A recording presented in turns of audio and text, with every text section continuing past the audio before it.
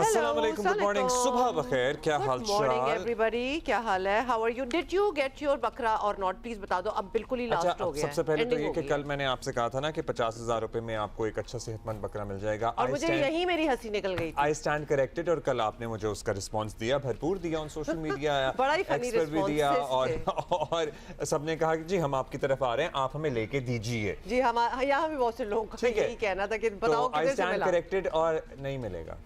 नहीं मिलेगा, तो लिहाजा प्लीज हमारे पास ना आए। देखिए, मिल तो हर रेंज का जाएगा, लेकिन अगर एक मुनासिब जानवर आप ढूंढ रहे हैं तो it would cost you around what is a मुनासिब? ये मुनासिब की डेफिनेशन दे, क्या उसकी डिग्री होनी चाहिए? मतलब क्या कानों में उसे सोने के बुंदे पहने हो? व्हाट इज मुनासिब टू यू?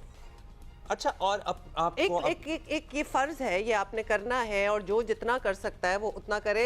मुझे वो मुनासिबिलिटी नहीं समझ आ रही। जैसे ज्यादातर हमें जानवर नजर आते हैं, समझ लें 16 से 18 किलो अगर गोश्त का अगर हिसाब रखें वाले हों और मुनासिब सेहत के हों, बहुत ज़्यादा ह्यूज तो आपको पता है वो तो ज़ाहिर है, वो तो आउट ऑफ रेंज भी होते हैं, वो फीजिबल भी नहीं मुझे लगते। और बहुत ज़्यादा अगर आपकी जो जेब इजाज़त देती है वैसे कर लें, लेकिन एक 18 किलो तक का बकरा आपको 55 to 60 या 60 प्लस की रेंज में मिल सकता है। God, you know, when I hear things like that, and of course जिन्हें लेना था उन्होंने इतने में लिया, सस्ता भी लिया, इससे बहुत महंगा भी लिया। की बात नहीं कर रहा। But the point of the matter is कि ये एक आप पे फर्ज है जो कर सकते हैं। आपकी नीयत सही होनी चाहिए, आप अल्लाह की खातिर कर रहे हैं और उसके बाद फिर ना इसकी नुमाइशें लगाएं और ना ये आप बताएं कि ये कितने किलो का है, कितना खूबसूरत है, कितना बड़ा है। मतलब ये पूरी एसेंस जो है ना इसके ये जो I am sorry Abdullah, let me complete कि इसका जो एक इंडस्ट्री बन गई है ना इसके around, that is a very sad. आपको पता है, और जो फिर कंपैरिजंस होते हैं, वो जो शोकेस स्ट्रीट्स है ना, जिसमें जाहिर है बहुत ज्यादा जानवर, भारी भरकम जानवर, जहां रश लगा होता है, वहां म्यूजिकल शोज चल रहे हैं, लिटरली शादियों वाले टेंट लगे हुए हैं, एक फूड इंडस्ट्री साथ में खड़ी हो गई है, वहां पे आइसक्रीम बिक रही है, लच्छे बिक रहे हैं, पॉपकॉर्न बिक रहे हैं, पूरे एक माहौल जो बना हुआ है। जाहिर है उनकी अपनी मर्जी है, उनका अपना है, लेकिन हर साल हम ये बात करते हैं कि this is between you and your god and you and your Allah, और अल्लाह ताला के हुजूर आपने कुर्बानी देनी है।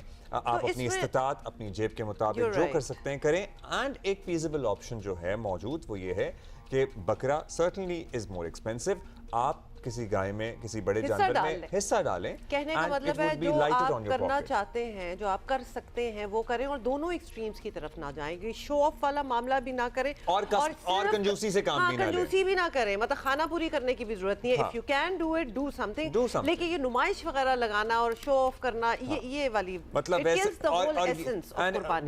The whole essence also gets killed. अगर आपके पास दुनिया में हर काम करने के लिए पैसे हैं, लेकिन कुर्बानी कि सुन्नत इब्राहिमी के आपके पास पैसे नहीं है। बिल्कुल, ये आपने बिल्कुल सही बात की है। So it goes both ways. अच्छा जी, हमारे वज़ीर दाखिला मोहसिन नकवी अभी तक ईरान में हैं और उनकी मुलाकातों का सिलसिला चल रहा है, और अभी भी उम्मीद की किरण जो है वो है at the end of the tunnel. अब उसमें इजाफा, उसकी रोशनी में कब इजाफा होता है और ताबनाक कब होती है तो वक्त ही बताएगा, लेकिन the hope is still there. America और ईरान के दरमियान किसी मुमकिन माहिदे की पूरी दुनिया बेताबी से मुंतज़िर है। पाकिस्तान पूरी कोशिश कर रहा है कि मसले का कोई पुरअमन हल निकल आए। सच्ची बात यह है कि इस वक्त भी यकीन से कुछ कहना मुश्किल है। हालात कभी कुछ बेहतरी की तरफ जाते नज़र आते हैं, फिर ऐसा लगता है नहीं जा रहे हैं। अमरीकी वज़ीर ख़ारिजा मार्को रूबियो ने कल एतराफ़ किया कि ईरान के मामले पर वाज़ेह तौर पर कुछ पेशरफ्त हुई है। उन्होंने कहा कि पाकिस्तानी हुकाम तेहरान जा रहे हैं और उम्मीद है कि इस पर मज़ीद पेशरफ्त होगी। मार्को रूबियो के मुताबिक सदर डोनाल्ड ट्रंप की तरजीह है कि एक अच्छी डील मिल जाए, ऐसा हो गया तो बेहतरीन, और कुछ अच्छी अलामात नज़र आ भी रही हैं। मगर मार्को रूबियो ने साथ ही ये भी कहा कि वो हद से ज़्यादा पुरुम्मीद नहीं हो सकते। तो उन्होंने उम्मीद जाहिर करते हुए अपने आप को बीच में रोक भी लिया कि it can go either way. और दूसरी तरफ आपको ये भी बता दें कि ईरान ने अमेरिका से नई जंग बंदी तजावीज़ मिलने की तस्दीक कर दी है, और बोथ साइड्स आर एक्नॉलेजिंग कि हमारी जो है वो वाया पाकिस्तान बातचीत जो है वो चल रही है। और ईरानी खबर रसाई एजेंसी का कहना है कि ईरान अमेरिका के भेजे गए पैगाम का जवाब देने के लिए काम कर रहा है, और इस नए पैगाम ने किसी हद तक इख्तलाफात कम किए हैं, मगर इन इख्तलाफात को मज़ीद कम करने के लिए वाशिंगटन की जानिब से जंग की धमकियों का खात्मा ज़रूरी है। तो ये सब कुछ साथ साथ चल रहा है। और इससे पहले ये धमकियों वाला जो है ना, ये टोन जो है, ये मैसेजिंग जो है, ये हर कोई इसी पे जिक्र कर रहा है कि बात बनती बनती बिगड़ जाती है। मतलब आप छोड़ दें अमेरिका और ईरान के तनाज़े में, कोई रिश्ते भी ऐसे होते हैं जो कि सिर्फ टोन की खातिर ख़तरे में पड़ जाते हैं, बिकॉज बात शायद इतनी मोन्यूमेंटल डिफरेंसेस ना हो आपस में लोगों के, लेकिन it's just the tone that one uses जिससे ज्यादा अच्छा, इस पे एक बड़ा चीजें इंटरेस्टिंग बिगड़ तज्जिया मैं सकती पढ़ हैं। रहा था और सुन रहा था कि सदर ट्रंप बिजनेस डील्स करने के माहिर हैं। नहीं, ये कल ही हमारे वो बता भी रहे थे ना हमारे expert। लेकिन जाहिर है डोनाल्ड ट्रंप डिप्लोमेटिक डील्स करने के तो माहिर नहीं है। सो ये जो टोन है ये प्रॉब्ली बिजनेस डील्स में उनके काम आती हो, लेकिन डिप्लोमेटिकली उनको पता है कि नहीं पता, लेकिन नुकसान ये पहुंचा वैसे रही है इनको सारे एक और मसले टर्म को। भी इसके लिए यूज होता है, ये इंटिमिडेटिंग टैक्टिक्स हैं। ये जो एक Absolutely. अपनी आवाज, अपनी ताकि टोन, अपने बेहतर- चॉइस ऑफ वर्ड्स, कंफ्यूजन फैलाए रखना, कभी कभी हॉट कभी कोल्ड, मतलब दीज आर ऑल ये दबाव डालने के हरबे हैं। इससे पहले कल ये इत्तलात भी सामने आई हैं कि ईरान से मुमकिन डील की तजावीज़ पर अमरीकी सदर डोनाल्ड ट्रंप और इसराइली वज़ीर आज़म नेतन्याहू में तल्ख जुमलों का ये तो हमने आपको कल भी हाँ, ये बताया कल था भी ना। बताया था हमने। अमरीकी मीडिया के मुताबिक सदर ट्रंप ने इसराइली वज़ीर आज़म नेतन्याहू को फ़ोन पर बताया कि अमरीकी और ईरानी शराइत से मुताल्लिक सालिस एक ख़त पर काम कर रहे हैं जिस पर अमरीका और ईरान दस्तखत करेंगे। फिर 30 दिन के मुज़ाकरात शुरू होंगे जिसमें ईरान के जौहरी प्रोग्राम और आबना होर्मुज़ खोलने पर बात होगी। ये बात सुनकर इसराइली वज़ीर आज़म आग बगूला हो गए। और इसका मतलब यही लिया जा रहा है कि इजराइल की अभी तक यही कोशिश है कि तनाज़ा जो है वो बरकरार रहे, कि इजराइल क्यों की यही कर रहे हो कोशिश तुम है लोग कि इतना। ईरान पर हमला दोबारा हो। हाँ हाँ, मतलब इसमें ये क्या क्यों लगी इसको लिपटी रोकने की रखना। कोशिश, इजराइल की यही कोशिश है कि जंग दोबारा शुरू हो। प्रॉब्लम ये है कि इतने हफ्तों से जो एक सीज फायर की सिचुएशन जो चल रही है, इस पे भी उनको तकलीफ है कि वाई नॉट, हम तो ऑलमोस्ट पहुंच चुके थे उनके घर। खैर एनीवे, आपको ये भी बता दें कि वज़ीर दाखिला मोहसिन नकवी ने कल भी ईरानी आला क़यादत से मुलाकातों का सिलसिला जारी रखा है। ईरानी वज़ारत ख़ारजा के तर्जुमान इस्माइल बाकाई ने भी नई अमरीकी तजावीज़ मिलने की तस्दीक की है और उनका कहना था कि मोहसिन नकवी ईरान और अमरीका के दरमियान पैगामात के तबादले में सहूलत फराहम करने के लिए ईरान में मौजूद हैं। Yes, we all know that. अच्छा जी, so where do we stand? इसी पे बात करते हैं। सरदार मसूद खान साहब साबिक सफ़ीर हमारे साथ मौजूद हैं और बहुत सारे और भी तारुफ हैं, इंट्रोडक्शंस हैं, लेकिन हम गुफ्तगू का आगाज़ करते हैं। बहुत शुक्रिया सरदार साहब, आपने हमारे लिए वक्त निकाला। सरदार साहब बताइएगा, ऑल्दो कल तक इत्तलात थी कि पाकिस्तान से कोई अहम शख्सियत दौरा कर सकती हैं कल ईरान का, लेकिन अभी शायद वो दौरा मुलतवी हो गया है।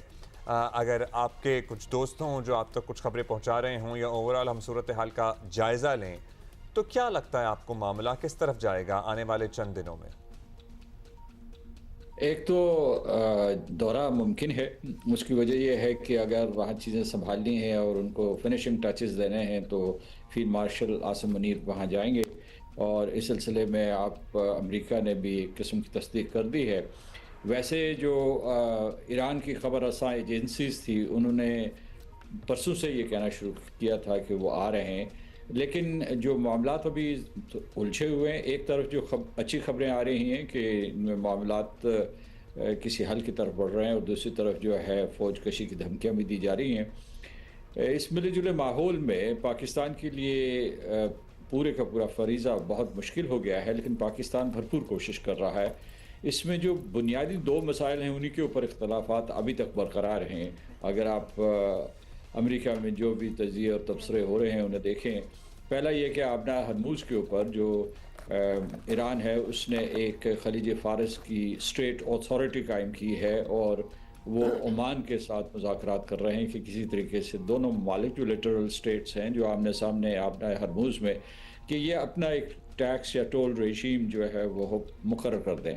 तो एक तो ये मसला अड़ा हुआ है और सदर ट्रंप ने भी कहा है और मार्को रूबियो ने भी कहा है कि वो इसे मानने के लिए तैयार नहीं है।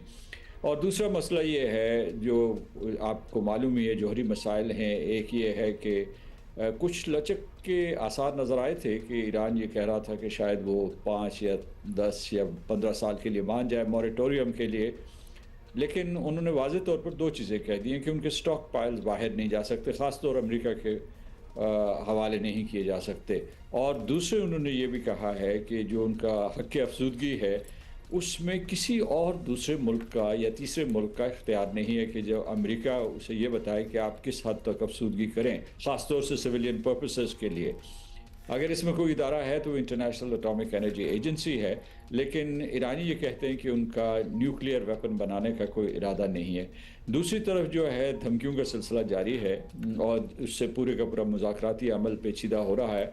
अमेरिका ने ये कहा है कि उन्होंने बाकायदा तमाम अहकाम जारी कर दिए हैं एक और हमले के लिए, और आपने ये भी सुना होगा कि किस तरीके से कुछ इस किस्म की मुतज़ाद बयानात भी आ रहे हैं वहाँ से कि जिसमें मिसाल के तौर पर ये कहा गया है कि ये जंग तो वैसे अमेरिका और इसराइल ने मिल के लड़ी, लेकिन भारी नुकसान अमेरिका का हुआ क्योंकि जो उनके थार्ड मिसाइल थे या पेट्रियट थे वो डिप्लीट कर चुके हैं अमेरिका, और इसराइल ने बड़ी होशियारी और चालाकी से अपने वसाइल जो है महफूज रखे हुए हैं। तो सरदार साहब ये तो they are to blame for it themselves, because ये अब तो बड़ा साफ नजर आना स्टार्ट हो गया कि ये प्लानिंग बहुत ही वीक थी और this was not a well thought through process कि ये जंग है शुरू तो कर दी और ये किस तरह चलेगी, किसकी ज़्यादा इन्वेस्टमेंट होगी इसमें, किसका ज़्यादा नुकसान होने के चांसेस हैं, वो अब नज़र आ रहा है। But this should have been really well thought before as well.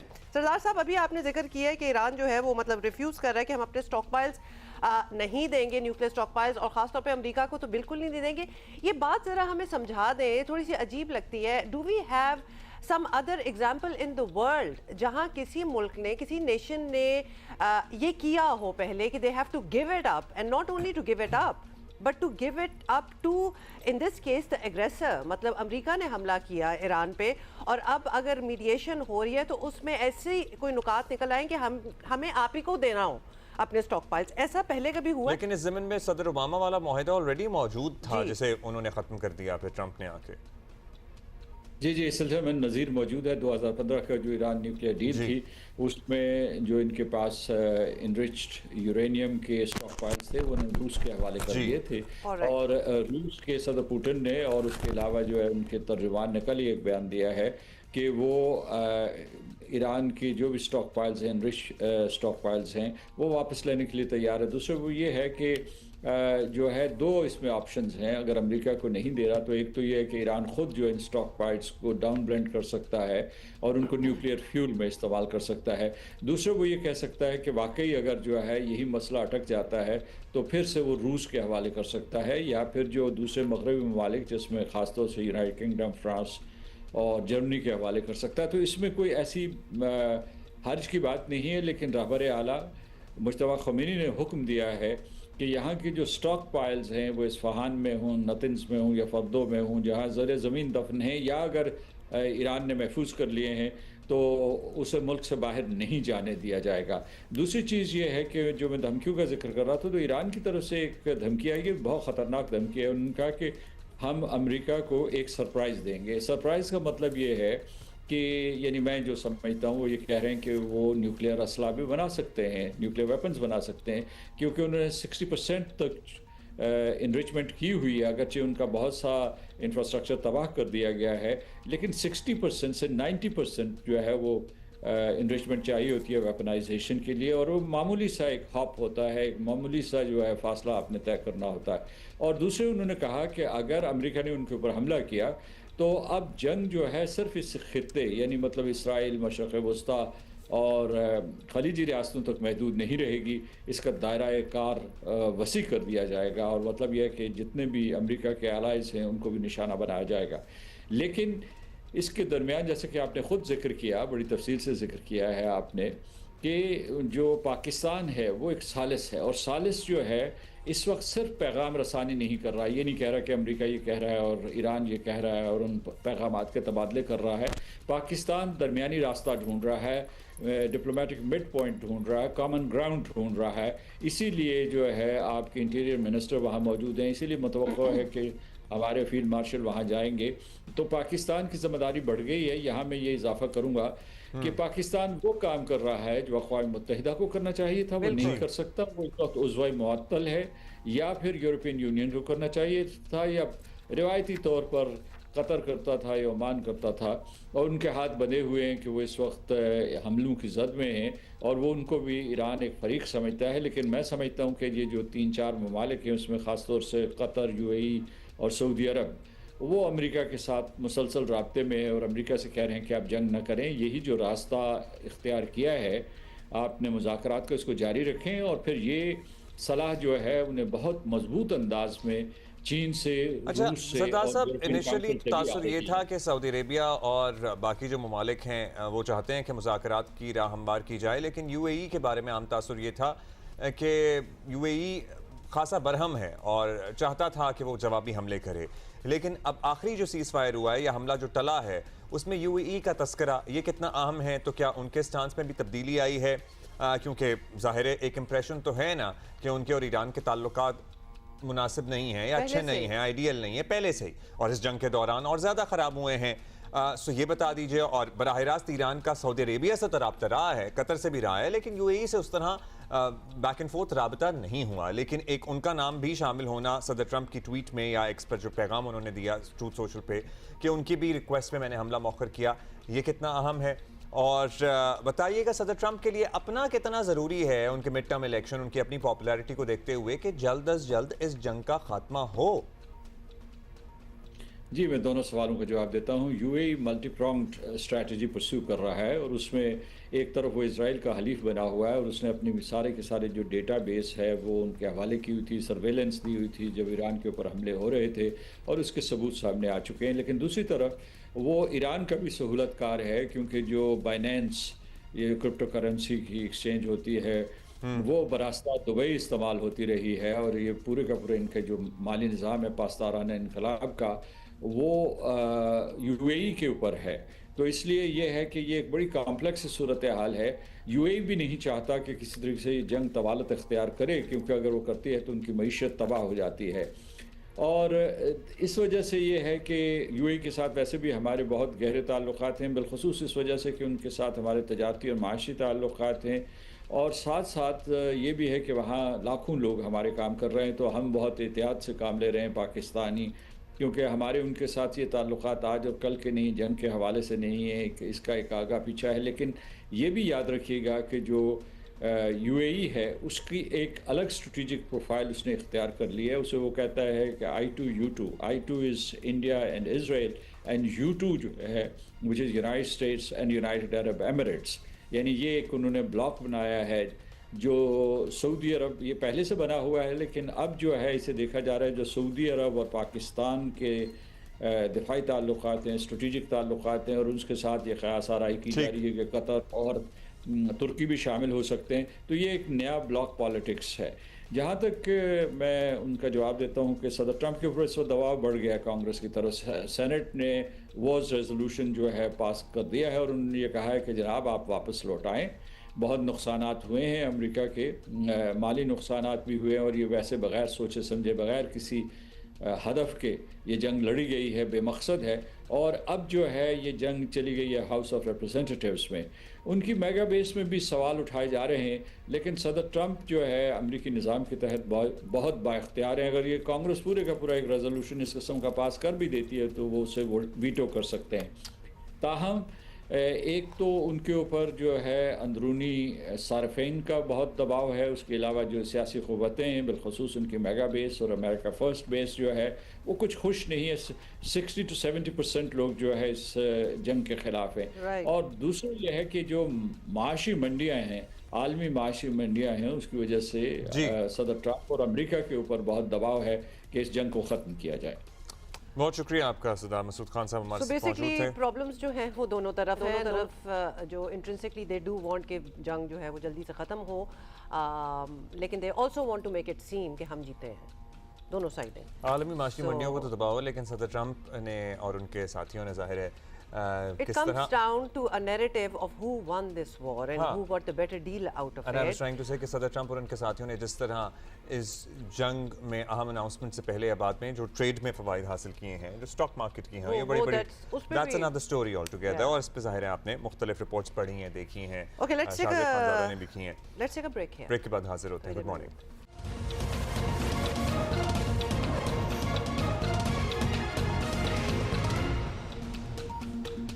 अच्छा जी, वेलकम। और आखिरकार वो वक्त आ गया है जिसका कराची के शहरियों को तवील अरसे से इंतज़ार था, और सिंध हुकूमत का वादा भी। आपको बताएं कि सिंध हुकूमत का ड्रीम प्रोजेक्ट शाहराह भुट्टो फेज़ 1 आज खुलने जा रहा है। वैसे तो आज खुलने जा रहा है, लेकिन हमारे भाई अब्दुल्ला ने उसका इफ्तिताह कर दिया है सुबह ही। मैं उधर से You traveled on it। I did travel on it। How was it? It is a game changer for us living in Bahria Town, DHS City, और ये जो सराउंडिंग एरियाज है सारे, ज़ाहिर है वहाँ कराची से बाहर वाले जो ज़रा निस्बतन बेहतर इलाके हैं, साफ सुथरे इलाके हैं, जो एक्चुअल सिविलाइजेशन लगते हैं, वहाँ पे रहने वालों के लिए it's a game changer and मुसाफत हमारी जो बहुत तवील हुआ करती थी नहीं तो कहीं भी जाने के लिए आपका- वो आधी रह गई है। Okay, now that we know where he lives, तो अब हम यहाँ चुंदरीगढ़ पे हैं, तो आपका कितना टाइम जो है वो कट हुआ उस पे ट्रैवल करने से? Almost 20 minutes. Wow, Yes, that's a lot. that's a lot of is it also because आज तो भी स्कूल वगैरह भी कुछ इस तरह बंद नहीं, हो शारा गए ना? भुट्टो आज मैंने अब सीधा अपने सोसाइटी से बाहर निकला हूँ एंड आई टुक शारा Bhutto and I exited on Baloch पुल ओके, एंड ठीक आई टुक है। शारा Faisal and came to office. हाँ बिल्कुल, उधर से ही आएगा। ठीक है, Okay, and not otherwise you bad. Can also exit at Qayyumabad, और कयूमाबाद से कयूमाबाद पे बाय द वे एक और इसकी जिसे कहते हैं ना इंटरवेंशन भी हो रही है, जो कयूमाबाद पे आपको उतरना नहीं पड़ेगा, आपने डीएचए अगर जाना है तो डायरेक्ट वो पुल आपको आयशा मस्जिद पे उतारेगा। हाँ, लेकिन वो वाला पुल भी बन गया है, वो वो जो बन आयशा- रहा है, वो भी बन वो रहा अभी है, बन रहा है ना, वो वाला है। नहीं, क्योंकि when I travel from airport to DHA तो वो आपको कयूमाबाद पे उतरना पड़ता है, क्योंकि वो सो पुल वो अभी बना नहीं सो है। जाहिर है बहुत बेहतर होगा। और जमार जो कि हमें ज्वाइन कर रहे हैं, सो हमने जाहिर है we have experienced first hand, तो हमने सोचा आपसे अपना हाँ, तजुर्बा मतलब वो शेयर तो करें। best तो उसी तरह ही होता है ना बताना। जमार जो कि हमें ज्वाइन कर रहे हैं, जमार बताइएगा कि कब इफ्तिताह है और क्या इसका ट्रैक की क्या लंबाई है, कितने साल लगे इससे बनने में, कितनी लागत आई ओवरऑल?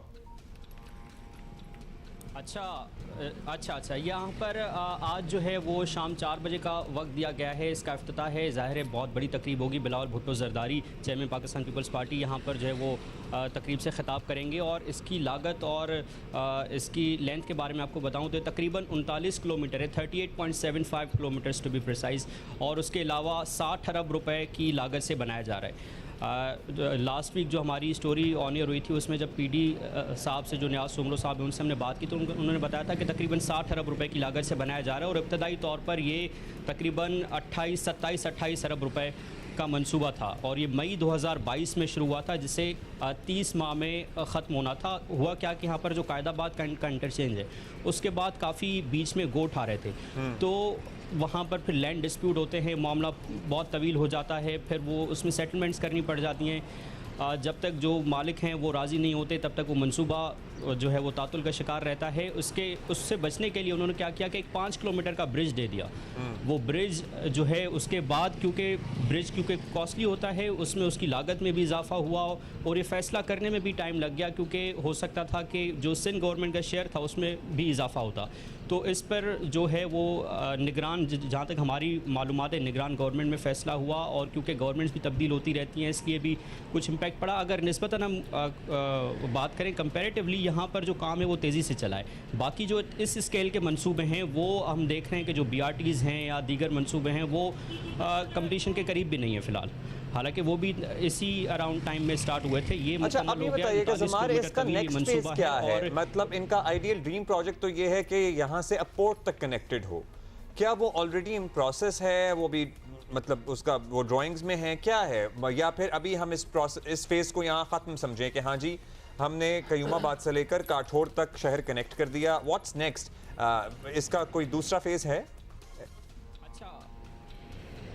अच्छा, दूसरा फेज़ जो इसका है वो इसको पोर्ट से कनेक्ट कर रहे हैं, जो कि KDA के तहत बन रहा है। अगर इसकी हम बात करें तो ये सिंध गवर्नमेंट ने बनाया है और लोकल गवर्नमेंट डिपार्टमेंट जो है सिंध गवर्नमेंट का, उसकी निगरानी में ये बन रहा है। निजी ठेकेदार बना रहे पब्लिक प्राइवेट पार्टनरशिप के तहत। अब जो यहाँ से लेकर पोर्ट जाएगा, हमारी मालूमात जो हैं वो KDA को दिया गया है और उसका ऐलान भी आज बिलावल भुट्टो जरदारी अपनी तकरीर में करेंगे। उसके अलावा अगर आपको बताएं तो यहाँ पर एक लिंक रोड भी दिया गया है, जो कि आयशा मस्जिद तक अगर ख़याबान इत्तेहाद से हम जाते हैं तो उसके करीब ये लैंड करता है। पर अगर अभी वो जो है कंस्ट्रक्शन फेज़ में है, अभी उस पर काम चल रहा है।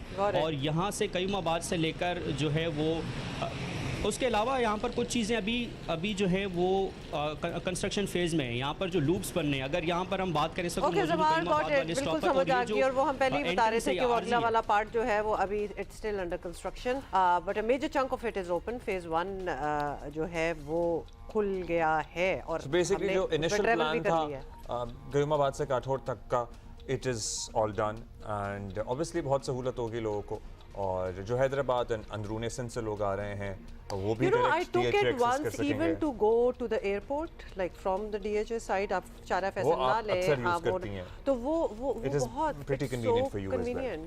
However, रातों के वक्त एक दफ़ा मैं लेट नाइट पे आ रही थी तो I avoided that because कुछ खबरें थी ना, खबरें हाँ। थी उस वक्त, so hopefully that will have been cleared. अच्छा जी, अभी हम ब्रेक ले रहे हैं।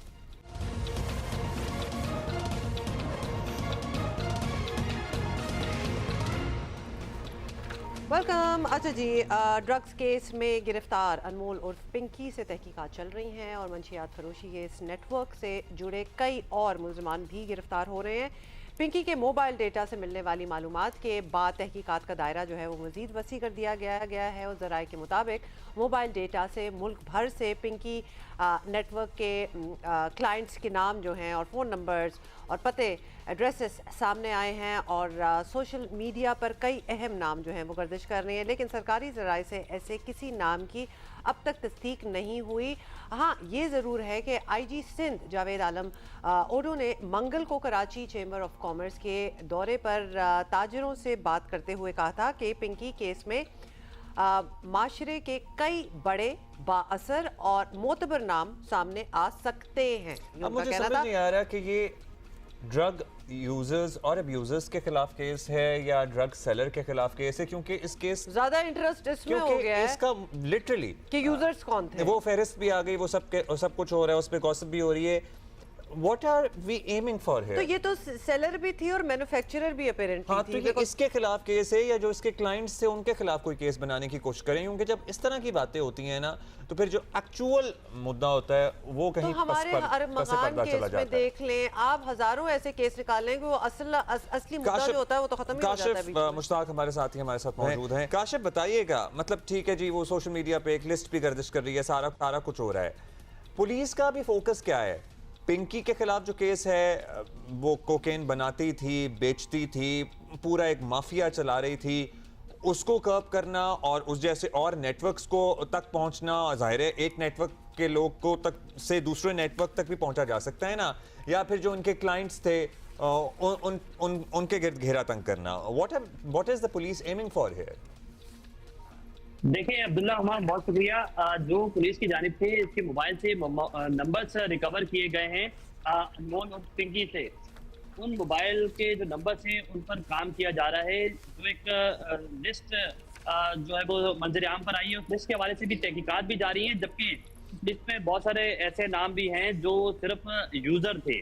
ताम इस हवाले से भी जो पुलिस की जानिब से जो है वो डिफरेंशिएट किया जा रहा है कि जो यूजर्स थे उनके लिए एक अलग लिस्ट मुरतब कर ली जाए, उनको एक अलग कैटेगरी में रखा जाए, और जो बाकायदा इसे सेल करते थे या फिर आगे जो है वो इस तरह की पार्टीज अरेंज करते थे, उनकी जो लिस्ट है वो एक अलग मुरतब की जाए। तो इस तरह के लोग इसमें शामिल हैं। जो 800 प्लस पिंकी के मोबाइल फोन से नंबर्स मिले हैं मंशियात के हवाले से या फिर दीगर चीजों के हवाले से, उसके हवाले से जो तहकीकात हैं वो जारी हैं।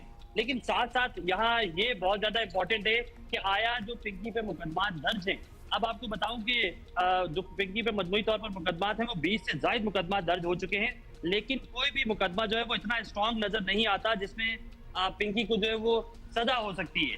मिसाल के तौर पर जो लास्ट मुकदमा दर्ज किया गया, चाहे वो बुनियादी थाने का क्यों ना हो, जिस मंशियात के आदि शख्स के खिलाफ ये दर्ज किया गया कि उसकी मौत पिंकी की मंशियात की वजह से हुई है, उस हवाले से भी जो है वो पुलिस की जानिब से कहा जा रहा है कि हमने बड़ा स्ट्रॉन्ग जो है वो मुकदमा कर लिया, लेकिन जो मुख्तलिफ जराए हैं हमारे वो ये बताते हैं कि वो मुकदमा भी कमजोर है। जो डिफेंस क्रिप्टन दरख्शा थाने के अंदर मुख्तलिफ मुकदमा सामने आए हैं, वो मुकदमा तो ऑलरेडी बहुत ज्यादा कमजोर है। अब मसला ये आ रहा है कि अनमोल और पिंकी सिर्फ इस नेटवर्क का हिस्सा नहीं थी, इस जैसे और बहुत सारे नाम ऐसे सामने आ रहे हैं जो इस नेटवर्क से जुड़े थे या फिर इस नेटवर्क के अलावा भी काम कर रहे थे। तो अगर मंशियात के लिए पुलिस की जानिब से कोशिशें तेज की जा रही है तो तमाम तर जो नेटवर्क है उसे बस करने की बहुत ज्यादा जरूरत है। न सिर्फ पिंकी से जो लिस्ट ये मुरतब की गई है वो सिर्फ कराची की है, बल्कि लाहौर, इस्लामाबाद, कोयटा और दीगर शहरों की भी ये लिस्ट है और उसमें बहुत सारे लोगों के नाम सामने आ रहे हैं। काशिफ, क्या केसेस बनते हैं? अगर अब हमें तो यही बताया जा रहा है और इतने दिनों से पिंकी पिंकी हो रहा है, पूरा मुल्क बड़ा वेस्टेड इंटरेस्ट है उसका इसमें, और ज्यादा इंटरेस्ट पिंकी में उस तरह नहीं है लेकिन उसकी क्लाइंट लिस्ट में है, which does not make sense, क्योंकि गॉसिप होती है ना उससे, क्योंकि वो तो गॉसिप के उसमें जुमरे में आ जाता है। लेकिन Pinky apparently she was not just selling it, she was manufacturing the drug as well। तो उसमें तो और केसेस जो है स्ट्रॉन्गर केसेस वो बनते हैं बिकॉज वो एक्चुअली मैन्युफैक्चरर थी। बिल्कुल, देखिए जो मंशियात का केस होता है तो बरामदगी पर होता है कि अगर कोई मुलजिम रंगे हाथों पकड़ा जाए और उससे मंशियात बरामद हो जाए तो एक तो केस ये बनता है, या फिर उसकी निशानदेही पर जब जो है वो मंशियात मिल जाए, और अगर उसने किसी जगह की निशानदेही की है, जैसे कि पिंकी का इन्होंने बताया कि पिंकी को जो है वो एक घर से जो है वो मंशियात के साथ जो है वो लिया गया, लेकिन जो इसके मुकदमात की नौयत है वो डिफरेंट है। जो जितने भी मंशियात के मुकदमात हैं उसमें देखिए ये भी बहुत ज्यादा इंपॉर्टेंट होता है कि जो मंशियात की क्वांटिटी है या फिर उसकी कीमत है वो उस मुकदमे में जस्टिफाई करती हो तो उसे करार वाकई सजा हो सकती है। लेकिन इस तरह के जो मुकदमात किए गए हैं उन पर इतनी ज्यादा स्ट्रॉन्ग जो तफ्तीश है वो नहीं बनती है। पुलिस के आला हुकाम जो है उनसे जब हमारी बात हुई तो उनकी जानिब से भी ये कहा जा रहा है कि हमारी जानिब से ये मुकम्मल तौर पर कोशिश की जा रही है कि पिंकी के पूरे नेटवर्क को बर्स्ट किया जाए। लेकिन अच्छा, उसके लिए पिंकी ये के बहुत ज्यादा नेटवर्क को इंपॉर्टेंट है बर्स्ट करने के लिए लाहौर से मैं सुबह टिकर पढ़ रहा था कि लाहौर से 2 अहम गिरफ्तारियां हुई हैं। जाहिर है ये यहाँ पे मिलावट कर रही थी कोकेन वगैरह में और आ कहीं और से रही थी, स्मगल हो रही थी। वो जो कहानी थी कि जी एक अफ्रीकी बाशिंदा है जिसकी शादी इसने जाली सी कराई हुई है अपनी ही गैंग की एक लड़की से, वो लेके आता था, वो लोग पकड़े गए हैं, इसका गैंग सारा पकड़ा गया है, इसका जो इनर सर्कल था। देखिए अब तक ये गैंग नहीं पकड़ा गया है। आपको जिस खातून का आप जिक्र कर रहे हैं, इस खातून की जानिब से एक बच्ची के साथ चंद साल कबल जो है वो कराची के इलाके कुरंगी में जो है वो यही मंशियात लाहौर से कराची लाई गई, लाने के बाद डिलीवर करनी थी। जो वफाकी 7 इदारे हैं उनकी जानिब से वहाँ रेड की गई और रेड करने के बाद उस खातून को हिरासत में लिया गया, इंटेरोगेट किया गया, बाकायदा पुलिस को दी गई और उस पर मुकदमा दर्ज हुआ। जब मुकदमा दर्ज हो गया उसमें पिंकी का भी जो नाम है वो भी उस मुकदमे के अंदर शामिल किया गया था, लेकिन वो खातून उस मुकदमे में जो है वो बरी हो गई थी। तो इस तरह की चीजें भी सामने आ रही हैं। इसके लिए ये बहुत ज्यादा इंपॉर्टेंट है कि जो पिंकी पे जो भी मुकदमात की जा रहे हैं, जो भी अब तक तहकीकात की जा रही है, उससे बहुत ज्यादा जो है वो इंश्योर करवाना चाहिए कि वो बिल्कुल ऑथेंटिक होनी चाहिए और बिल्कुल प्रॉपर तरीके से तहकीकात ठीक है, होनी बहुत चाहिए। शुक्रिया काशिफ मुश्ताक। लग ऐसा रहा है कि गॉसिप बन के रह जाएगा केस। सीरियसली ये लिटरली कोई किसी के लिए एक बहुत अच्छा मवाद फॉर अ मूवी बन गया है और अ सीरीज और समथिंग, ये इससे ज़्यादा बात नहीं बढ़ेगी because the more we are talking about it the weaker the case is becoming. Have you noticed? मतलब बात आए बाएं शाएं चली क्योंकि गई जितने है। इसमें एवेन्यूज खोलें, मतलब जो फोकस है उस पे अगर रहें और उसको इवन द देखें केस तो इज नॉट स्ट्रॉन्ग। एक ब्रेक के बाद हाजिर होते हैं।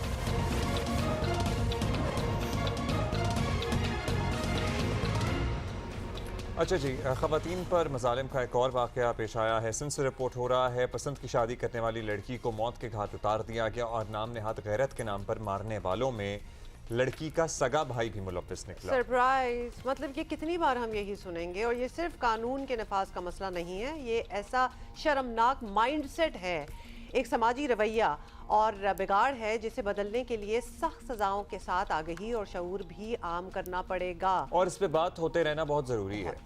और सर्टनली हमने पहले वाले केसेस में देखा, अगर हम एग्जाम्पल्स ही उठा के देख लें, हमारे यहाँ तेज़ाब गर्दी के कितने वाक़यात होते थे। जब सख्त कवानीन बने और सजाएं हुई तो उन वाक़यात में ड्रास्टिक कमी आई। तो इन वाक़यात में भी अगर एग्जाम्पल सेट हों तो वाई नॉट। थोड़ी सी इसकी बैकग्राउंड भी आपको बता देते हैं। पुलिस के मुताबिक लड़की को सांगड़ के नवाही इलाके वाक़या चक नंबर 81 मांग में कत्ल किया गया और मकतूला की 15 रोज पहले नौशकी के नौजवान अली नवाज अबड़ो से शादी हुई थी और मकतूला को 2 दिन पहले बलूचिस्तान से वापस घर लाया गया जहां उसे कत्ल कर दिया गया। और पुलिस ने मकतूला के भाई खमीसो कुंदानी समेत 2 और मुलजिमात को गिरफ्तार भी कर लिया और उसको बुलाया इसलिए गया कि सब ठीक हो गया और आके तुम मिल लो। और हमेशा ये होता है, मतलब अच्छा बच्चियों, एक तो जब ये वालिदैन आए और पगड़ियां पैरों में रख के कहें ना कि सब ठीक हो जाएगा और हमारे साथ घर वापस चलो, आपने कत्ल ही होना होता है। और ये एक वाकया नहीं है,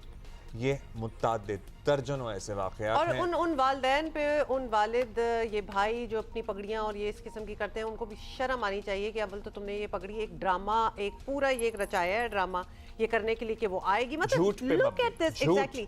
और लुक एट दिस माइंडसेट कि कितना क्रिमिनल माइंडसेट होगा उनका कि वो प्लान कर रहे हैं, वो ऑलरेडी प्री मेडिटेटेड वो आए हैं कि हम ये करेंगे, उसका ये रिएक्शन होगा, हम उसको घर लाएंगे, फिर हम उसको मारेंगे।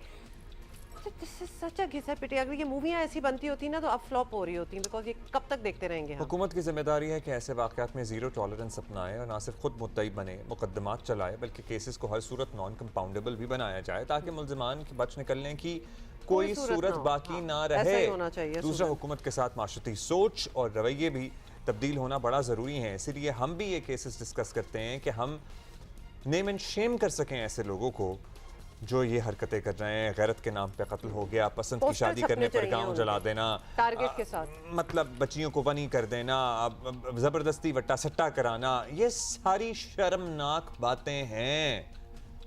और ये ठीक लगती हैं ना? जब तक इज्तिमाई तौर पर पूरी सोसाइटी ऐसे वाक़यात के खिलाफ खड़ी नहीं होगी, और नौजवान लड़कियों का तो आपको पता ही है हमारे यहाँ कितना पिसा हुआ तबका है ख़वातीन का, बड़ी तवील जंग है जो अब्दुल्ला अभी। देखो, माइंडसेट भी तब बदलेगा जब सजाएं होंगी। कुछ खौफ तो दो, कुछ डर तो हो, कुछ डर तो हो कि नथिंग डूइंग, अगर तुम ये करोगे तो तुम पकड़े भी जाओगे और फिर तुम्हें सजाएं भी चलो होंगी। और बात तो extreme समझ सजाएं आता है, भी लेकिन जो भाई हैं ये तो नौजवान लड़के हैं तुम ना। कौन होते हो जाके अपनी जिंदगी जियो। अगर इनकी भी सोच नहीं तब्दील हो रही तो फिर नई तब्दीली आ रही ना। और बाप को क्यों जाने दें? बाप ने तो तहफ़्फ़ुज़ देना था अपनी बच्ची को। बाप को तो चलिए देखिए ना कि दकियानोसी सोच है, वो माशरती रवैयों में फंसे हुए हैं। अगर नहीं आने तो वाली अगर नस्ल माशरती भी, रवैयों में भी आप फंसे हुए हैं तो जब वो बच्ची पैदा हुई थी तो तब आपने अपनी ये हरकत क्यों नहीं कर ली थी? नहीं, खत्म कर अगर दो। आने वाली नस्ल, अगर आने वाली नस्ल जिस लड़के की उम्र 20, 25, 21, 22, 23 साल है, वो भी एग्जैक्ट वही जिंदगी और वही सोच लेके आगे बढ़ रही है, तो फिर ये विशेष साइकिल कहाँ खत्म होगा?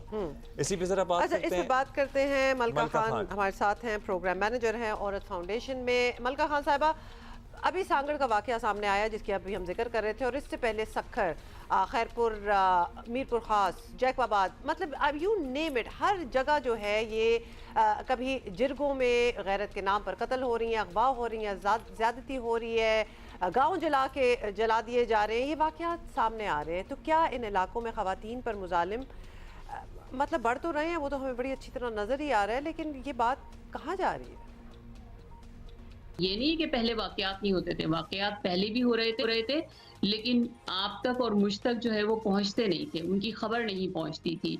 और दूसरा ये है कि अब आप देखें कि जब ये वाकयात इस तरह हमें जल्दी से पता चल जाते हैं, तो हमारे यहाँ जो इदारे हैं वो भी जो है वो हरकत में आ जाते हैं। वरना तो आप देखें कि अगर आप कोई 15 साल या 20 साल का भी डेटा उठा के देख लें, तो आपको इस तरह के वाकयात जो है वो उतने नज़र नहीं आते। हम लोग औरत फाउंडेशन जो है वो हर साल एक हम वायलेंस अगेंस्ट वुमेन के नाम से एक रिपोर्ट शाया करते थे, जिसमें हम बताते थे पूरे पाकिस्तान में कितनी औरतों का कत्ल मुख्तलिफ नामों पर हो गया, लेकिन हमारे पास कोई कानून नहीं था। ठीक है, तो आप देखें कि हमें कोई तकरीबन 10 से 15 साल लगे जो डोमेस्टिक वायलेंस का जो है वो एक्ट आया 18वीं तरमीम के बाद, और उसके तहत जो है उससे पहले जो भी इस तरह के वाकयात होते थे, हमने यहाँ पे बहुत सारे केसेस डील किए कि एक औरत को इतना मारा गया कि उसका पूरा जिस्म नीला हो गया और वो कोमा में चली गई और हॉस्पिटलाइज हुई और 2 दिन के बाद उसकी डेथ हो गई।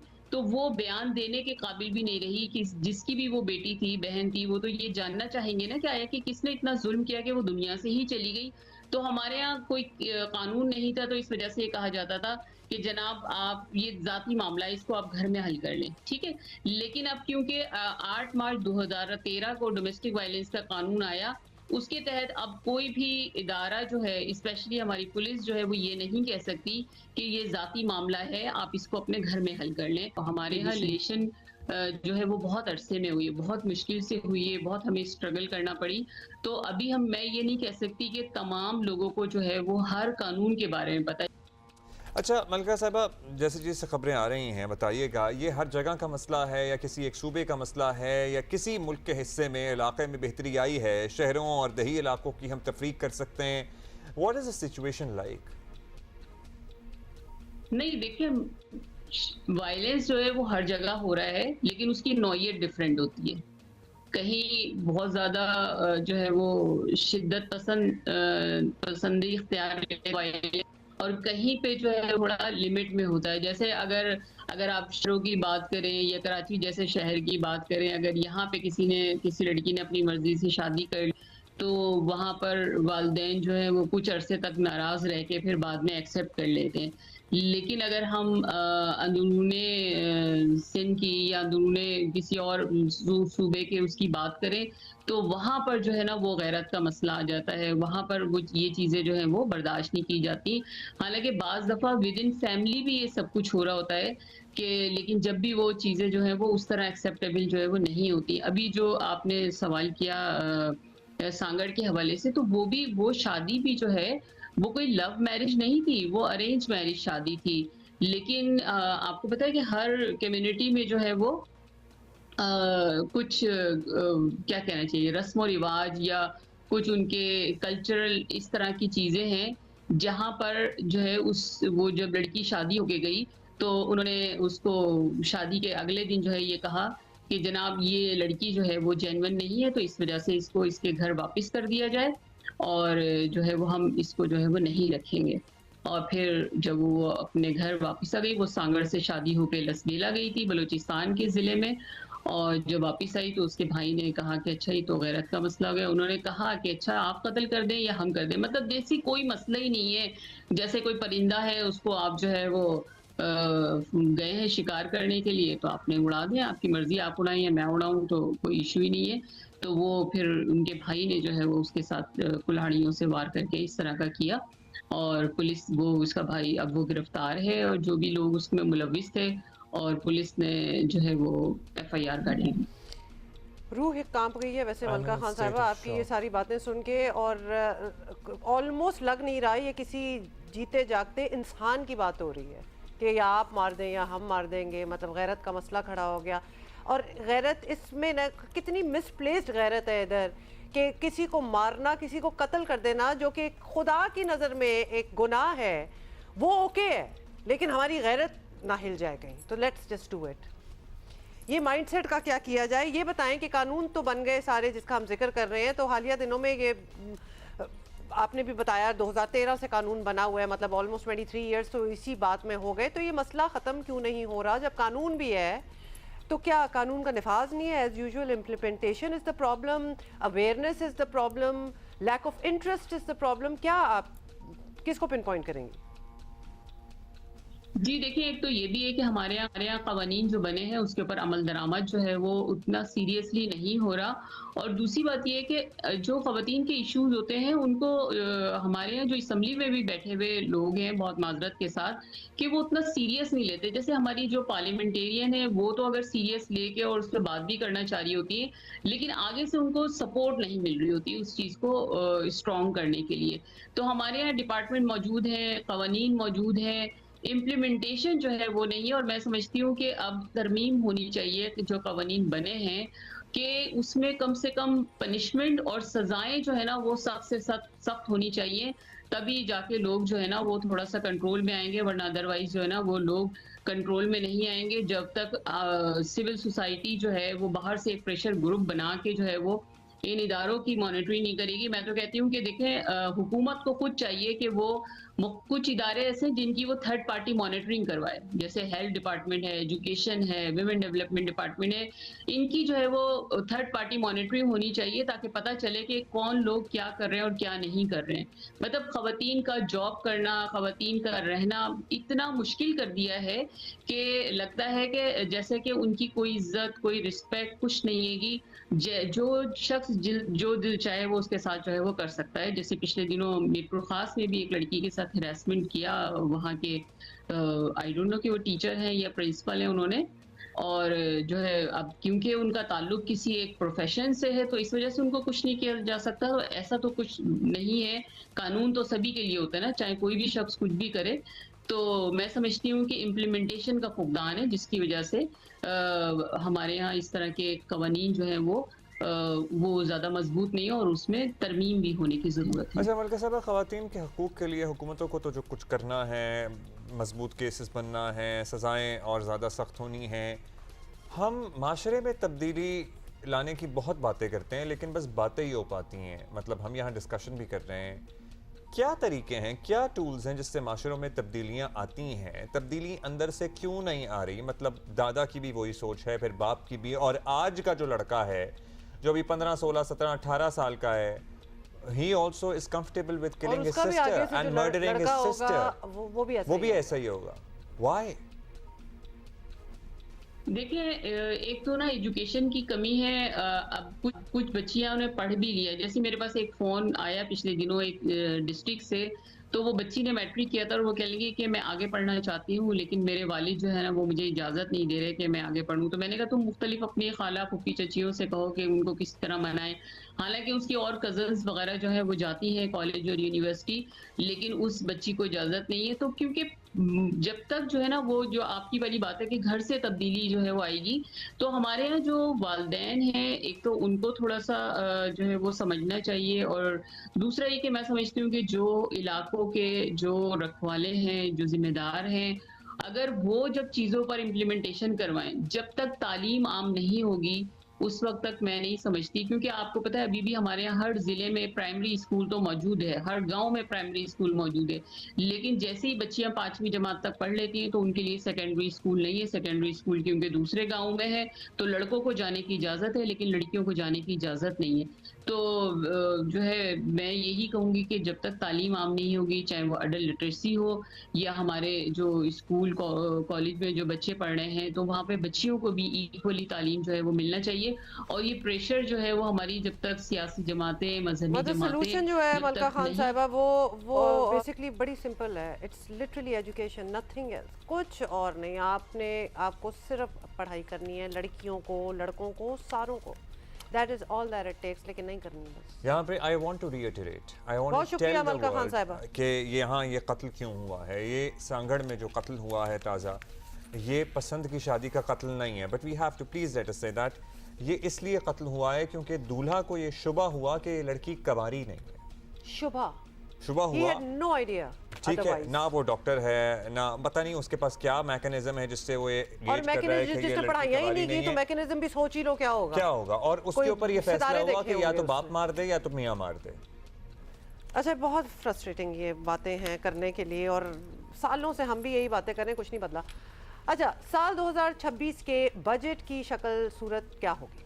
कहाँ टैक्स जो है वो कम होगा, कहाँ बढ़ेगा, मईशत में कौन सी बड़ी तब्दीलियाँ और इस्लाहात ज़रूरी हैं? IMF और हुकूमत के दरमियान इस्लामाबाद में होने वाली बातचीत में मामला तय पा गए हैं और आइंदा माली साल के दौरान 15,264 अरब रुपए टैक्स वसूली का हदफ मुकर्रर किया गया है। IMF ने पेट्रोलियम लेवी का हदफ 18% बढ़ाने का कहा है, और याद रखें कि ये वही लेवी है जिसकी वजह से आज पेट्रोल जो है वो 409 रुपए ऑलमोस्ट 78 लीटर मिल रहा है, ही कर लें आप। यस, और इसकी कीमत 300 रुपए से भी शायद कम होती अगर IMF ने बिजली और गैस की कीमतों में साल में 2 बार बढ़ाने की शर्त रखी है।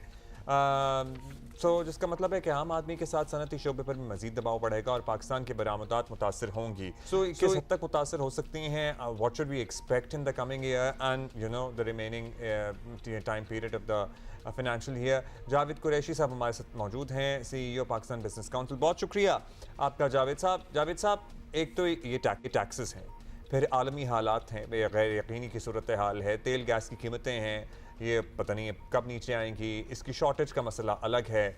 ऐसे हालात में कारोबार, इंडस्ट्री के लिए क्या नए चैलेंजेस हैं? हमें ग्रोथ की तवक्को भी रखनी चाहिए या नहीं, ज़्यादा हो जाएगा? थैंक यू वेरी मच जी। देखें जी, पाकिस्तान को 6 या 7% ग्रोथ की ज़रूरत है।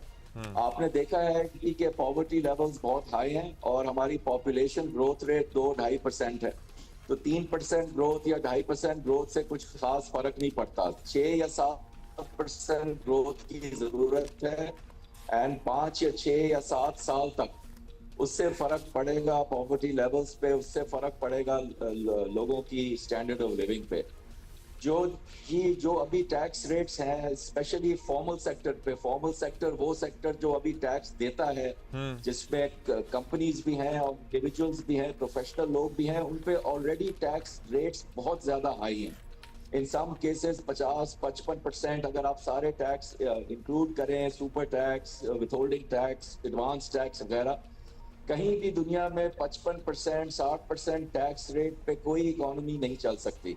इससे ना फॉरेन डायरेक्ट इन्वेस्टमेंट आती है, इससे ना लोग इन्वेस्ट करते हैं, कॉर्पोरेट सेक्टर जो है वो आगे और पैसे नहीं लगाता, और एक्सपोर्ट्स बढ़ाने का भी चांस जो है वो ज़रा मुश्किल होता है। तो गवर्नमेंट को ये चैलेंज है जी कि वो कोई तरीके निकाले कि वो फॉर्मल सेक्टर पे, प्रोडक्टिव सेक्टर पे टैक्स कम करे, और अगर उनके पास रिसोर्सेज की कंस्ट्रेंट है, वो IMF प्रोग्राम में है, तो उनको फिर अनऑफिशियल सेक्टर, इनफॉर्मल सेक्टर पे टैक्स लगाने पड़ेंगे। ये जो आप बात कर रहे हैं जावेद साहब, जरा इसी पे हमने अगली बात भी करनी है, क्योंकि मौजूदा हुकूमत समेत सभी हुकूमतें जो हैं वो टैक्स नेट बढ़ाने में नाकाम रही हैं। दावे बड़े होते हैं लेकिन कुछ कर नहीं पाती, और इसीलिए पेट्रोल, बिजली हो या जीएसटी वगैरह, खर्चे तो इसी से निकाले जाते हैं। आपकी नज़र में क्या वजह है कि टैक्स कम देने वाले या और बिल्कुल ही ना देने वालों पर कभी कोई सख्त हाथ नहीं डाला जा सका? देखिए जी, ये अगर मैं खुल के बात करूं तो ये पॉलिटिकल इकोनॉमी का मसला होता है जी, क्योंकि गवर्नमेंट्स जो है वो टच नहीं करना चाहती वो सेंसिटिव जो एरियाज हैं या जो सेंसिटिव पावर ग्रुप्स हैं, रियल एस्टेट सेक्टर हुआ या एग्रीकल्चरल सेक्टर हुआ, ये आपके स्मॉल ताजर सेक्टर्स हैं।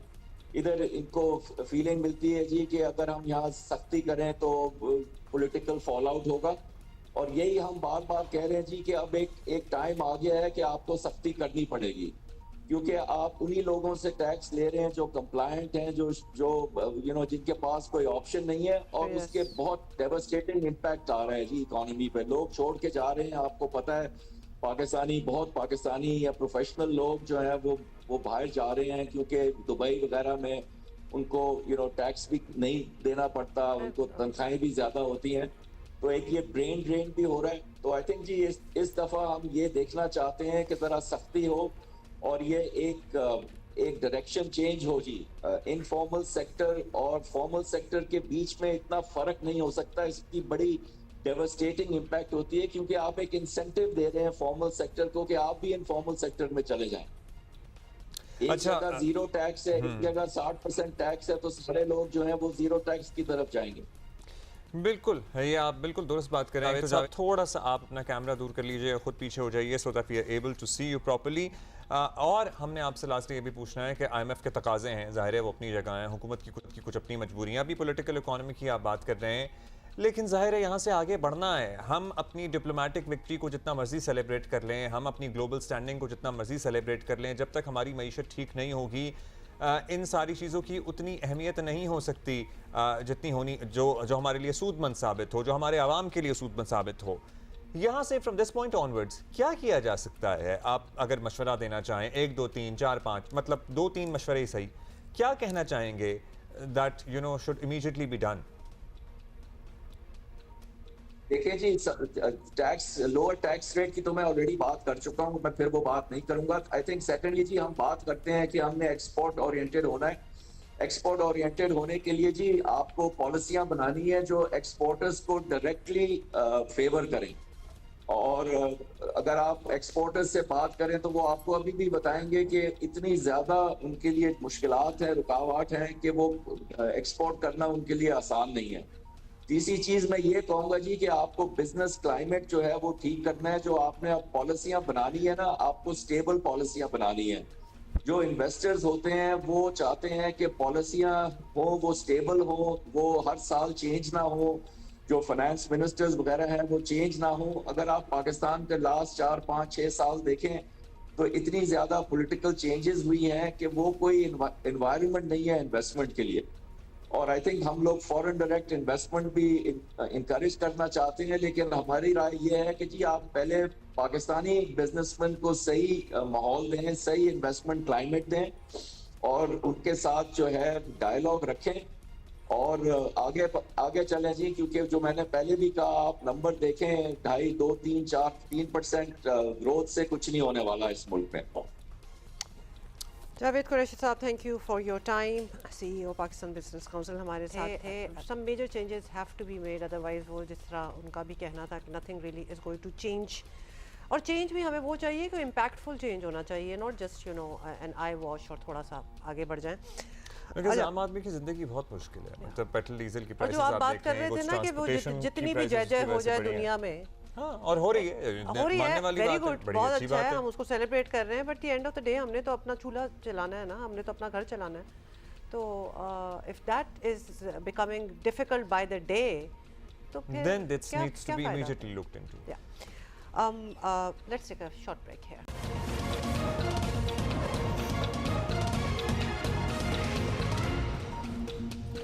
Welcome welcome. अच्छा जी, कराची में अब बहुत से सकाफती मेले जो हैं, कल्चरल फेस्टिवल्स आपको पता है सजते रहते हैं और हम अपने प्लेटफॉर्म पे बहुत शोकेस करते हैं। सब एक से बढ़कर एक हैं और एक ऐसा ही फेस्टिवल आजकल national academy of performing arts के ज़ियाउद्दीन थिएटर में ज़िया मोहिउद्दीन थिएटर में जारी है। एक्चुअली खत्म हो गया है नापा रेपेट्री हाँ, एक्चुअली खत्म हो गया, यू हाँ। राइट। इस हफ्ते चल रहा था, अभी खत्म हुआ है और नाम है जी ये नापा रेपेट्री फेस्टिवल और नाम से ही ये जाहिर है, आपको पता चल गया होगा कि इसमें बहुत कुछ है। थिएटर था, हो गया, ड्रामा भी इसमें हुआ, dance, music, everything that you could have नापा के थिएटर डिपार्टमेंट के सरबराह बाज़ला मुस्तफ़ा हमारे साथ मौजूद हैं। She is highly educated in theatre. इनका ना सिर्फ अंडरग्रेड है बल्कि इन्होंने 2 मास्टर्स भी किए हुए हैं इन थिएटर। जबरदस्त। बाज़ला, वेलकम टू जियो पाकिस्तान। अच्छा बाज़ला, सबसे पहले तो ये बता दें कि एक ये सारा फेस्टिवल जो हुआ इसमें क्या क्या था और क्या पाकिस्तानी सारे इसमें परफॉर्मर्स थे, आर्टिस्ट थे या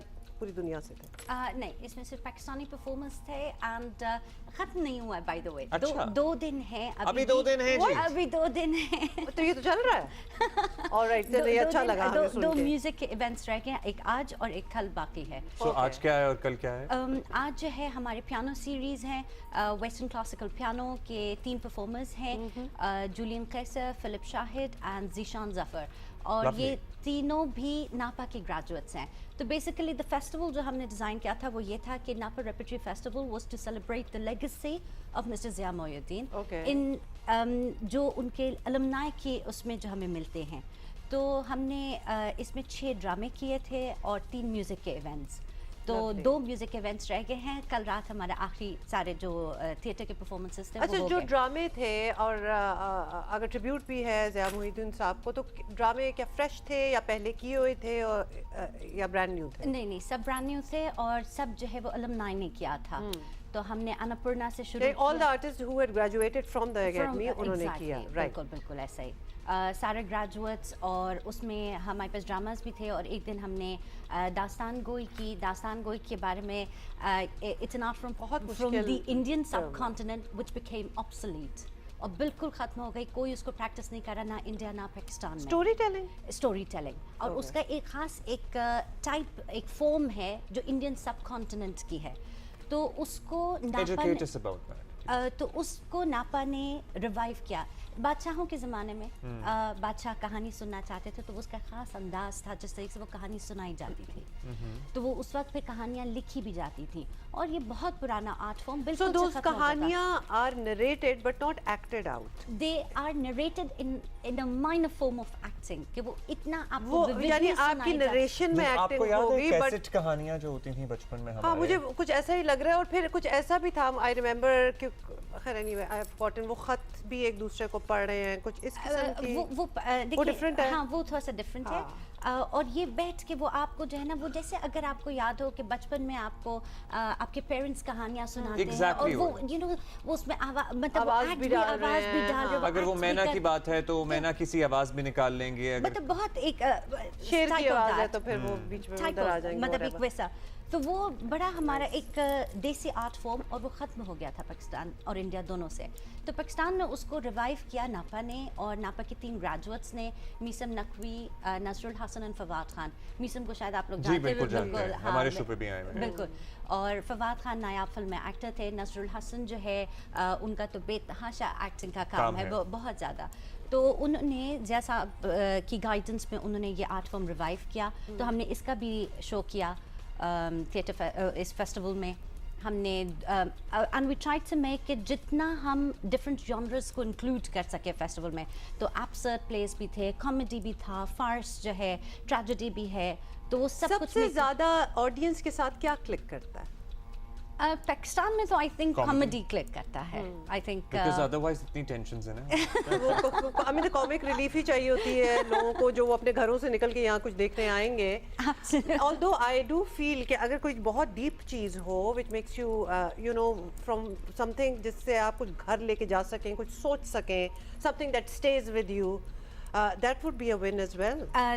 We did have an original play also, Zeest उसका नाम, और काशिफ हुसैन हमारे एक टीचर भी हैं नापा में और ग्रेजुएट भी हैं।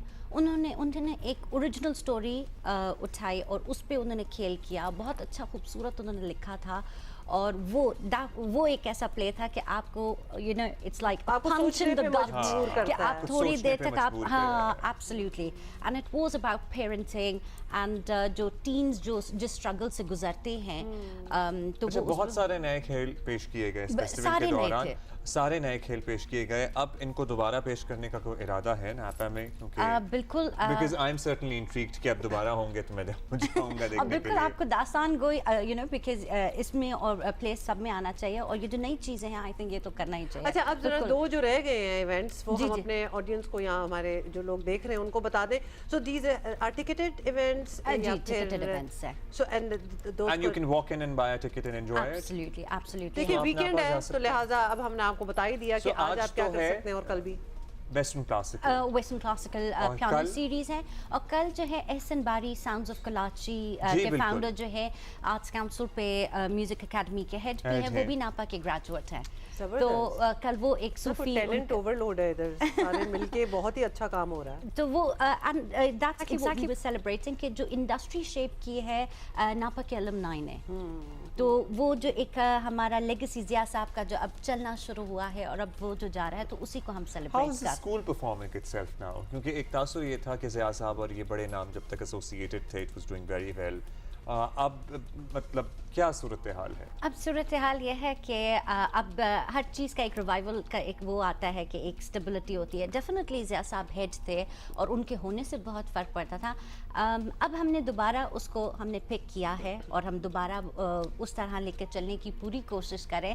डेफिनेटली ज़िया साहब का कोई रिप्लेसमेंट नहीं है, उनके काम का कोई रिप्लेसमेंट नहीं देखिए है। वो इतने इंस्पायरिंग हैं कि So अब आप एडमिशंस वगैरह आपके ओपन हैं? बिल्कुल हमारे एडमिशंस हमारे एडमिशंस क्योंकि अब सितंबर वाला में जो हमारा होंगे, बैच इनटेक होगा होगा। तो जुलाई में हम अनाउंस कर देंगे और अगस्त से हमारे पास स्टूडेंट्स आने शुरू हो जाएंगे। So August is the time. And you're Wonderful. offering what programs exactly again? हम थिएटर एंड म्यूजिक दोनों ऑफर करें। Theatre तो and थिएटर का 3 साल का डिप्लोमा एंड म्यूजिक का 3 साल का diploma. Lovely. So there you have जबरदस्त it. बाजला, थैंक यू सो मच। बड़ी अच्छी तरह आपने हमें, हमारा इंटरेस्ट जो है ना आपकी बातों से भी बड़ा जाग गया है कि we should all go there. और अब जो 2 इवेंट्स रह गए हैं, you know what you are doing on the weekend if you are in Karachi, तो म्यूजिक से आप जरा महजूज हुए, जरूर जाएं। Thank you. Alright, thank you so much. Let's take a short break here. See you good now. Morning. Good morning.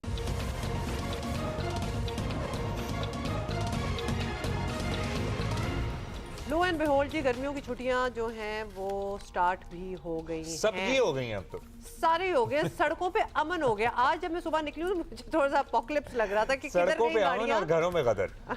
वो आपका मसला है, संभाले घरों को। हमें ऑफिस आते हुए ना बड़ा अमन है।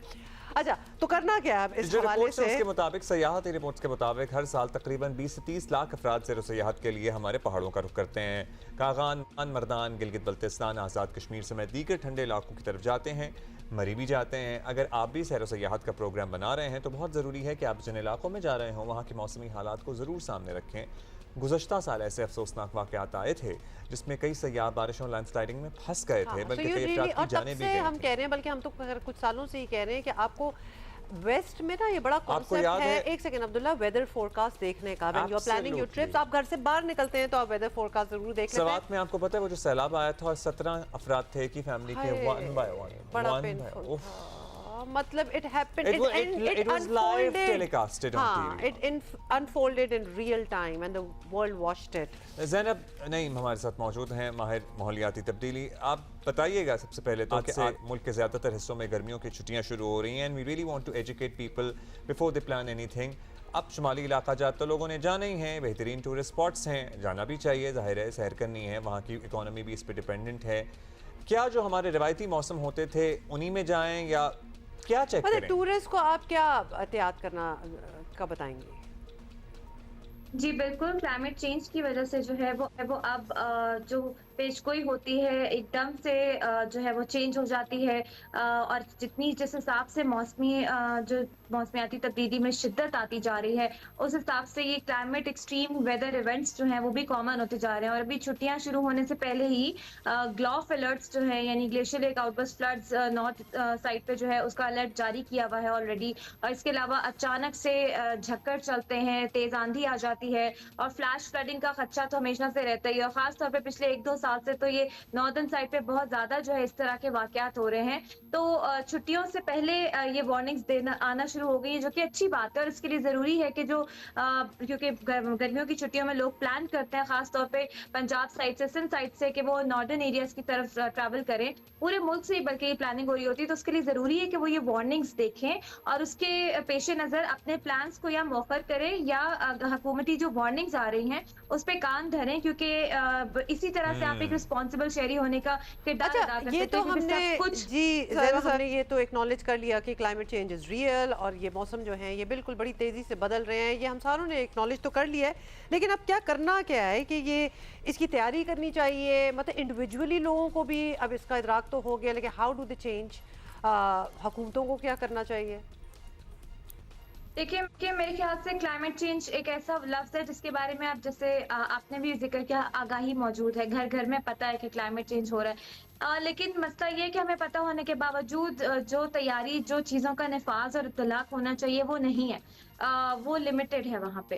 तो उसके लिए ज़रूरी है कि एक तो हम क्लाइमेट को अपनी डेवलपमेंट और फिस्कल प्लानिंग का हिस्सा बनाएं, क्योंकि अब हमारी हर तरह की प्रोग्रेस, तरक्की, हर चीज़ इसके साथ लिंक हो चुकी है। इसके अलावा हम ये देखें कि जो क्लाइमेट चेंज है वो इतना एक्सट्रीम हो रहा है, वो सिर्फ ग्लोबल क्लाइमेट चेंज नहीं है, हमारी अपनी कोताहियों से भी वो बढ़ रहा है। जैसे कि अब नॉर्थ में एक मसला है कि वहाँ पे दीर की स्टडी है, अभी चित्राल की स्टडी है, हुंजा साइड की स्टडी है कि जंगलात बहुत ज्यादा काट दिए गए। तो जब बैरियर नहीं होता तो वैसे भी बारिश ना भी हो तो अचानक वो ग्लेशियर फट के नीचे आ जाते हैं, पता नहीं भी होता, अक्सर वार्निंग भी नहीं होती। बहुत शुक्रिया थैंक यू सो मच। माहिर माहौलियाती तब्दीली और स्टडी मोर ऑन इट, और इस तरह हमें एडजस्ट तो करना पड़ेगा on a massive level. That's it, जी। Yeah, we'll see you Monday. Have a great weekend. Bye.